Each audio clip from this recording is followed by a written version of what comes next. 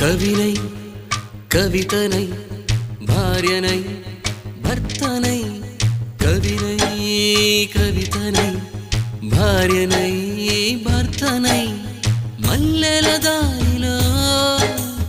మంచు ఎడారిలో మల్లెల దారిలో మంచు ఎడారిలో పన్నీటి జయ గీతాల కన్నీటి జలపాతాల నాతో నేను అనుగమిస్తూ నాతో నేనే రమిస్తూ ఒంటరినై అనవరతం కంటున్నాను నిరంతరం